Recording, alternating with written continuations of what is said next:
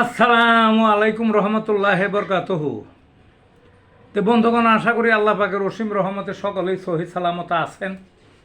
তো কবি Gazi Akkas Ali YouTube channel 017140885009 এর পক্ষ থেকে আপনাদের সকলের প্রতি রইল একান্ত আন্তরিক শুভেচ্ছা ভালোবাসা।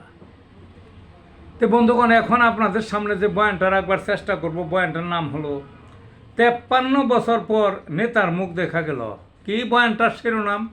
53 বছর পর নেতার মুখ দেখা গেল। দেখছেন নি কি সিরিয়াস কথা? হ্যাঁ, অর্থাৎ আমাদের এই বাংলাদেশটার বয়স 53-54 বছর।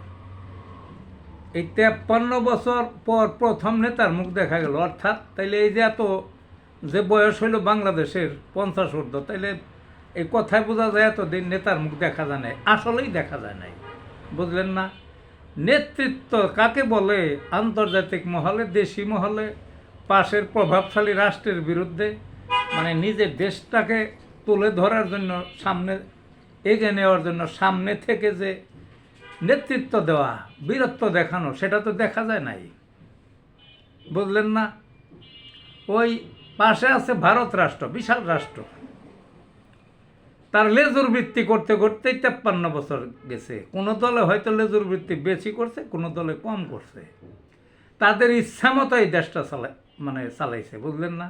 ইচ্ছা মতো তাদের মাল অবাধে, তাদের সেরা বাজার।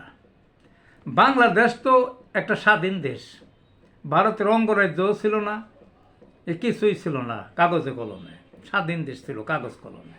কিন্তু অঙ্গরাজ্যের চেয়েও, করদ রাজ্যের চেয়েও বেশি ভোগ করতে দেশটাকে।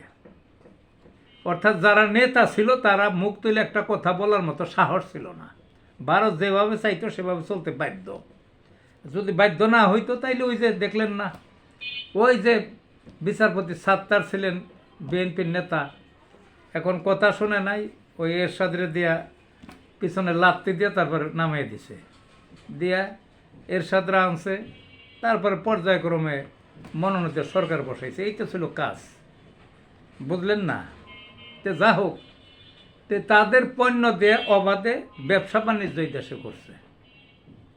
কিন্তু দেখেন নেতা কারে বলে? 53 বছর পর নেতা পাইলাম, মানে কিছুই চলবে না এখন নেতার সামনে। কার সামনে? নেতা ডক্টর ইউনূস। কয়েক ডজন ভারতীয় সামগ্রীর উপরে তিনি নিষেধাজ্ঞা দিলেন, যেই দেশ আর এগুলো ঢুকতে পারবে না। এরই না নেতা বলে? কি কি জিনিস? যেমন গাড়ির পার্টস, প্লাস্টিক সামগ্রী, আলু, বহু কয়েক ডজন বললাম না আমি, অনেক জিনিস যেগুলো প্রত্যেকটাই আমাদের দেশে পর্যাপ্ত জন্মে এবং উৎপাদন হয়। দেশি শিল্পকে ধ্বংস করে ভারতের সুযোগগুলো দেওয়া হয়েছে। দেশি শিল্পগুলোকে ধ্বংস করে ভারতের সুযোগগুলো দেওয়া হয়েছিল।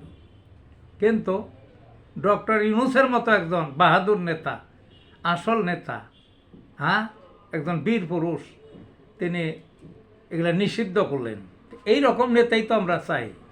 বেশি তো বলবো না, অনেক কিছুই আছে তার সম্বন্ধে বলা, কিন্তু আমি শুধু একটা পয়েন্টই দেখলাম। এই 53 বছর পর নেতার মুখ দেখা গেল। অর্থাৎ মুখের উপরে, চোখের উপরে চোখ রেখে কথা বলে ভারতের, এবং যেটাই দেশের স্বার্থ, যেটাই বাঙালির স্বার্থ, দেশের মানুষের স্বার্থ, সেইটার দিকেই তিনি তাকিয়ে চোখের উপরে চোখ রেখে কথা বলেন। এবং প্রয়োজনে যে বিদেশি যে মালগুলো দেশের জন্য অহিতকর, দেশের শিল্প ধ্বংসের মূলে, সেগুলোকে তিনি নিষেধাজ্ঞা দিতে পারেন। তার পক্ষেই সম্ভব। সেই জন্যই বলছি যে 53 বছর পর নেতার মুখ দেখা গেল। ভালো থাকুন বন্ধুগণ।